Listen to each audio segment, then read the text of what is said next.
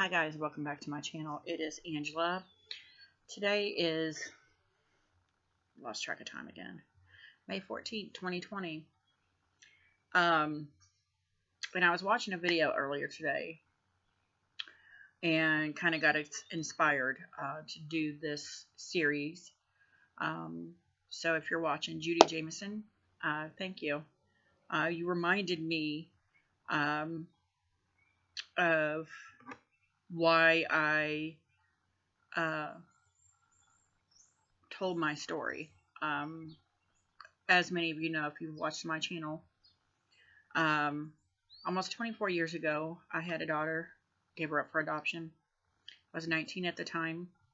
I'll be 44 this year. She'll be 24 in a couple days. And it took years and years and years of criticism, of people judging me, of just horribleness over the decision I made to give my child up for adoption. It wasn't because I didn't love her. It wasn't because I didn't want a kid. The situation I was in, I was not able to care for her. So I told over the decision, and it was, to this day, the hardest decision I've ever made in my life. And there was a huge fallout after I gave her up, because what people don't understand, and that's why I've told my story, is because there's so much stigma around adoption. There's so much stigma on, you just gave her up and then forgot about her. No, it was years of torture, of pain, of just utter despair, because I wasn't watching my daughter grow up. I wasn't able to tuck her in bed at night. I wasn't able to read her stories. And it was just crap, utter crap, all the time. And there was a point, a year after she was born, it was because Mother's Day falls on the week of her birthday, so it was kind of a double whammy on her first birthday. And there was a point in there where I realized I was drunk all the time. I didn't care about anything. I didn't care about myself. That I needed to, I came to a crossroads where I needed to make a decision on if I'm going to continue to go down this path where I may wind up dying, or pick myself up and move on, carry on. I have her with me in my heart always. She knows this, and it's, yeah. And so I decided a few years ago I was going to follow my dream of becoming a writer. And I started out writing my life story. Didn't go well, because I had a lot of trauma still. I had a lot of memories that came up that I had forgotten about that were traumatic. And so the one thing that I knew that I could somewhat make it through and write was the story of me giving my daughter up for adoption. Because I know that there's other people out there that have the same walk that path. And if I can help one person get through another day of not being able to see their kid and realize, there is a light at the end of the tunnel, you can carry on from this. That was my goal. And so I self-published the book 2 years ago on Amazon. I've sold maybe 40, 50 copies. I'm still learning to navigate how to write, or how to sell myself, how to sell my book. It's hard to do when no one knows who you are. And I started this channel for spiritual reasons. And I literally woke up one day and was like, Spirit was saying, you got to start a channel. You have things to say. You have things to share. You need to do that. And for the longest, I actually did a book reading on my book. Actually, Mother's Day, uh, the same year I published it on Amazon, because I published it in January, and then in May of that year on Mother's Day, I did a book reading at my local bookstore. I've had a radio interview with the book since then. There was a lot of hits and views and stuff on that. And yes, we become writers because we do want the fame and the fortune. I'm not gonna lie. But I'm not a writer because I I am looking for the fame and fortune. If that comes along, that's great. But I'm not writing my story and writing these things because I need the fame and fortune. I'm writing them because it took years to have and find my own voice. Growing up in an abusive home, I didn't have a voice. For many years after I left home, I didn't think I had one either. It took me a very long time to realize I do have a voice, I do have opinions, I do have thoughts, I could possibly share some of my wisdom with others.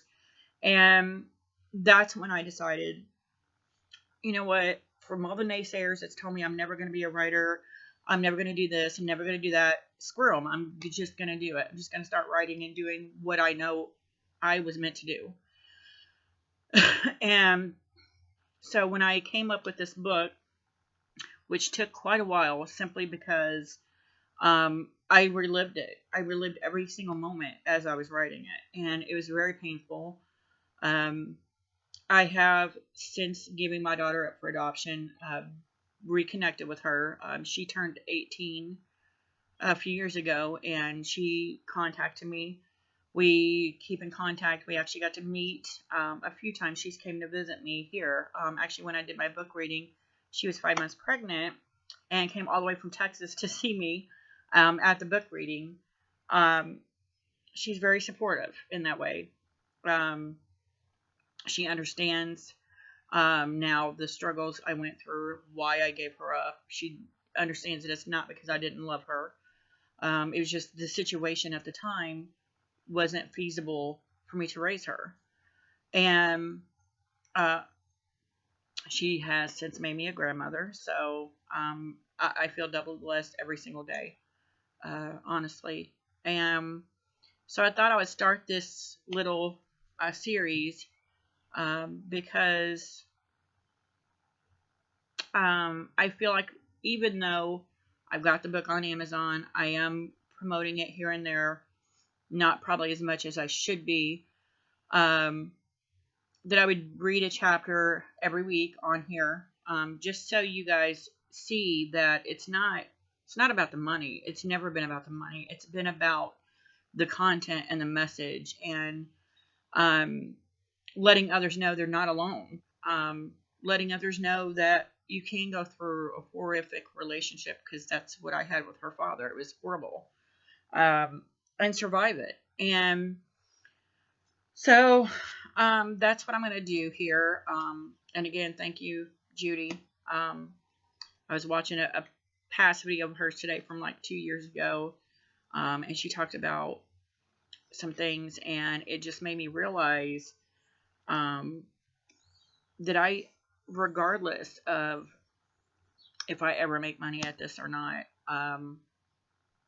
I still need to get the message out there. I still need to share my story with the world because it matters.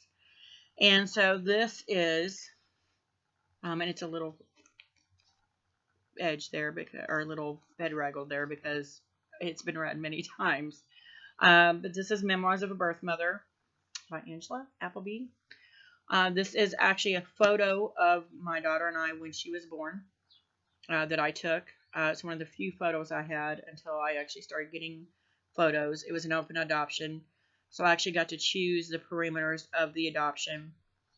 So I get pictures every 3 months, and I know that even though it killed me to get them, I was lucky, because a lot of people don't get photos. A lot of people didn't get to see at least them grow up through photos. And so this was her and I when she was born. And I took this photo, and then I actually took a picture of it with my newer phone, because this was like a Polaroid camera phone, or a Polaroid phone picture. And then I tweaked it on my phone, and then came up with a border from like a free site that does book covers and stuff like that. And so the whole thing was free. But I think it came out fantastic. I love it. It's exactly what I kind of wanted on my cover. And then on the back is a little information on the book, and I'll read that to you now. It says, "My daughter saved my life. This is my story, the story of my heartbreaking, soul-shattering journey. The choice I made in giving my child up for adoption. It was the hardest thing I have ever had to endure in my entire life. There was crying, screaming, and pure agony. I felt as if I would never love something so much again. I'm telling my story because it matters, because you never hear the mother's side of things.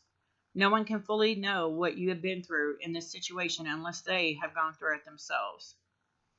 It is the most gut-wrenching thing a woman can go through. I have been silent for too long. For too long I have lived in darkness over the choices I made. For too long I have sat quietly by and listened to the judgment of others. Just because I gave her up doesn't mean I didn't or don't love her. I write this for her. I write this for myself. I write this for any mother that has had to give her child away. I write this with the hope that I can reach others who have suffered like me. If I could help just one person, help them cope with the most difficult challenge of their lives, to let them know that they are not alone, to let them see that there is a light at the end of that very dark, very long tunnel. That life does go on after doing what is right for their child. I want you to know that I am here for you. We are taking this journey together. We are the birth moms." And so, it's actually dedicated to her. Sorry, I'm a little parched. So I'm going to read you kind of the dedication and then the first chapter here, or the introduction and the first chapter. And then next week I'll read chapter 2. So it's to her, but I also wrote a little excerpt for her father. It might sound petty, but I wanted it in there. So I wrote, "Also to the man that caused me so much pain and grief in the past. I know you're reading this. You wouldn't be you if you weren't. You are nothing to me, just as you became nothing more than a sperm donor over 21 years ago. You were once my weakness. Now you are my strength. You are the person that taught me that I should never settle.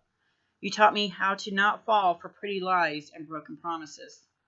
You taught me that love doesn't come with a fist to the face. You taught me to love myself first. So thank you for showing me what a true wolf in sheep's clothing looks like, so I knew to never fall for your kind again."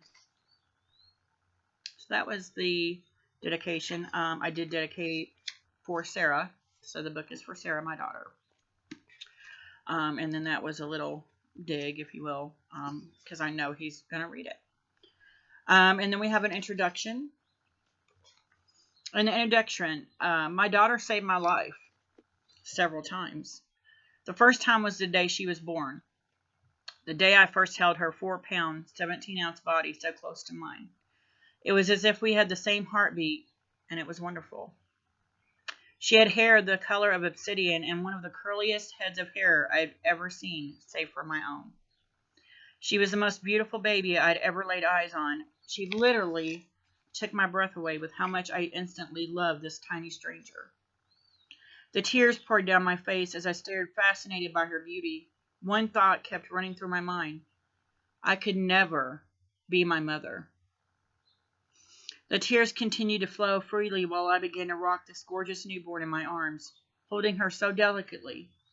She was my little answer to that ultimate question that had been plaguing me for the entirety of my life. The question I had been asking myself for the past 19 years. Will I end up like my mother? In that moment, the answer opened her eyes and looked at me with those crystal blue orbs. In that moment, the answer was perfectly clear. Never. I've been through so many horrible things in my life that this just seemed like another blip on the radar that is my life. Yet now, as I look back at all the memories, I see that I'm braver, kinder, stronger. It took going through something no one should have to go through, and for me to come out of it alive to see that I don't break so easily. This book has become a part of me. It is me, and I haven't let it or the past break me. I have more strength and courage than even I knew.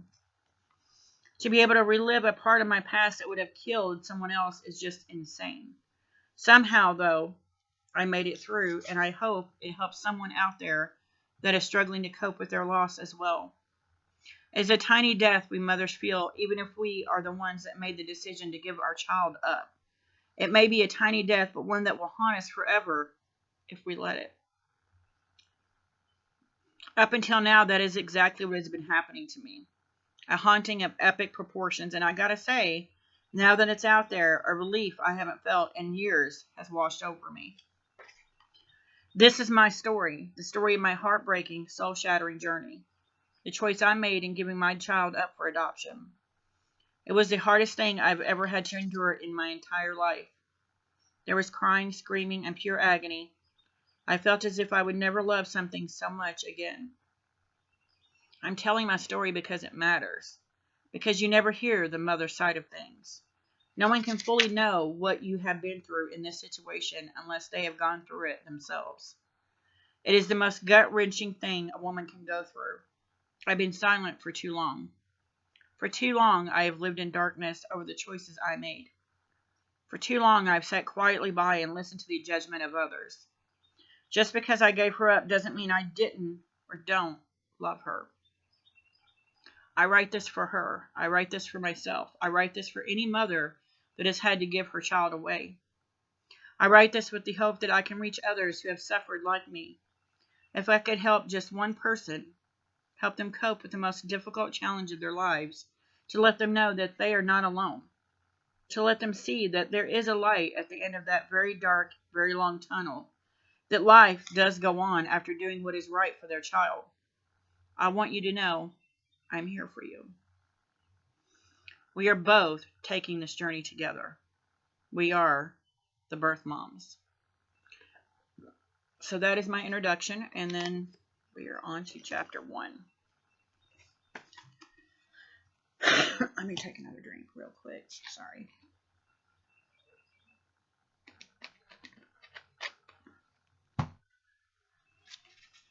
Chapter 1. My very best friend told me recently, the scars we incur when we are children is what shape us into the adults we become. At first, I was in a sort of horrified shock to hear this, hoping it wasn't true, as I had many, many scars from my childhood. Yet the more I thought about it, the more beautiful I thought her comment was. I have more scars than most. Emotional, physical, hell, I am one big scar. To be able to sit here and write or even talk about my many scars is a testament to how far I've grown, despite those very same scars. If you think this story is some simple, fluffy story of a mother's love for her child, you are dead wrong. This story is filled with heartache, disappointment, and even abuse. To tell the story of my decision to give my daughter up for adoption, you must know it all. The pain, the suffering, everything I am. My scars do not define me. They are what gave me the courage to do the unthinkable. Yet this story is also about overcoming the odds, fighting for what you know is right, and of course, the mother's love for her child. To get a better understanding of the choices I made as a barely legal adult, we must go back in time. Back to the beginning, the day I was born. I don't know what the weather was like on the day I was born, as I was too young to remember, but I do know the day I was born was a miracle. Born almost 3 months early in the 70s, no less, weighing in at only 2.5 pounds, I was a miracle. My mother, only 21, and her first child was rushed to the hospital for an emergency C-section after a routine checkup at 6.5 months pregnant. Revealed she had toxemia and was on the verge of stroking out, or worse, die. As my mother has told this story many times, the doctors gave her an ultimatum. I'm sorry, I can't read my writing. An ultimatum no mother ever wants to hear. No mother ever wants to make. He told her she needed to decide on which one of us she wanted to survive, because both of us wouldn't make it out of this alive.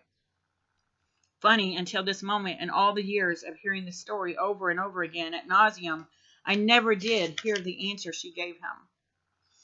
She always skipped that part as she went on to say that she turned to God for guidance.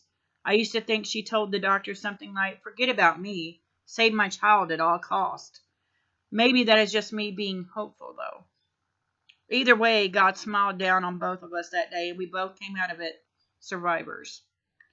The doctors were so amazed that I had lived long enough to be born, and even more amazed when I began to breathe on my own several weeks later. There was an article in the paper of the miracle baby, and I thought later in years that was very, very cool. That's the day it all started for me, the day I was born. The day my mother had decided that there was, in fact, a God, and that she had just witnessed one of his miracles. Somehow, I don't think these were the thoughts going through her mind, though. Oh, who am I to judge? Maybe she was the greatest day. Maybe she thought this was the greatest day of her life, or maybe not. All I know is that I had been told over and over that both of us wasn't supposed to survive, but her prayers to God saved us both. Now you can imagine how fucked up this is, that my mother used this in some kind of psychological warfare to mess with my head, and oh, how she did. One of her favorite sayings for the entirety of my young life was, "I was told by the doctors that I needed to choose which one of us would survive, but I prayed to God all night to save us both, and this is how you treat me." What? How can you mentally abuse your child like this? Now, I must tell you, I was an A student, or A and B student. I was a virgin until I was 18, and by the time I was 12, I was doing all the cooking and cleaning. I didn't have time to act out. Both parents worked, which meant the household chores fell to me as the oldest child. How in the hell was I a bad child? It still boggles my mind. My parents divorced when I was 4, and so by the time I was 12, she had been remarried for several years, and they even had a child together. My little brother, the wonder kid that could do no wrong, except he did everything wrong. He too had issues when he was born and had to have surgery in his skull when he was just 6 weeks old. To this day, he's a little bit of a slow learner, but to my mother's mother, he was the apple of her eye. By the time I was 12, I was terrified of my mother. She was abusive, degrading, and pretty much worse than any villain in any scary movie on TV. She became the first of many of my demons to come. I like to think that even at birth, I had the built-in survival instinct I now know I would need to survive my mother. I was in the hospital for 6 weeks. Most of that time was spent in an incubator. I have a hunch that is one of the reasons my mother and I never bonded the way a mother and daughter should. I mean, I spent all that time in an incubator, not even being allowed to be held. I imagine it was the hardest thing for her. At least, that is what I know I would have felt. Not being able to hold my tiny baby in my arms, to hold her close to me, making sure there was a nice, steady heartbeat. To be able to touch her and feel that she was real, instead of having to watch her through glass, being helpless to help her, to fix her. As only a mother can. To be helpless to do anything but pray she got stronger on her own. Or maybe she went home and waited for the doctor to call her and let her know she could take me home. I guess I would never know what really happened, just the crap I was fed for 18 years. I can tell you this. Nothing, save an act of God would have pried me away from my daughter's side until I knew she was okay. Even then, it would have depended on the act. I, of course, have no memory of that time in my life, and my mother won't speak of such things. It is as if my birth and everything surrounding it was a dirty little secret. Or maybe it is just that it is too painful to think about almost losing her only daughter even before she was a mother. Yet the thing that nags me the most, as if she was this broken up and traumatized over almost losing me, If she cared about me at all, why? Why beat me? Why treat me as if I were nothing more but dog shit on the bottom of her shoe that she couldn't shake off? Why the mind games and the emotional terrorism? If she loved me or loves me still, then why? I just turned 41 and none of these questions have ever been answered. According to her, she never beat me or humiliated me or taunted me with her words. I guess the scars on my body and literally my mind were all just my imagination. I have since made peace with my childhood and my mother and I know now and my mother and I now know who I am. And after a lot of therapy and soul searching, I realize I am grateful to her. If she hadn't been the mother from hell, I wouldn't have known I could do better. That I could change the pattern and strive to be a better mother than what I had. Hell, I didn't know I was different until that moment. That moment my daughter was placed in my arms and I looked at her with all the love you could ever feel for someone. I have loved before. He is my soulmate. But nothing can compare to the moment your baby is placed in your arms and you know at that moment you would give your life for her. You would give your last breath if it meant her continued life. I can't even begin to describe the feelings I would have had inside of me if this were my situation. I don't even know how or if I would have been able to handle it or not. I wish I could remember the day she finally got to bring me home. Maybe then I would remember a shred of the love she claims she still has for me. Going back through those hospital doors in the hospital where I had the audacity to survive my own birth, I can't even conceive of what she went through. Maybe she did walk away. Maybe she went home and cried her eyes out over my potential loss. Maybe she did tell God to save me at all costs, and her selfless act gave her and I a reprieve in God's eyes as well. At least, it's pretty to think so. So that was the introduction and chapter 1. Tune in next week for chapter 2. If you like this video, please give me a thumbs up. If you haven't yet, please subscribe and hit that notification so you don't miss any of the next few chapters to come. There is much, much more to come. Thank you. Bye.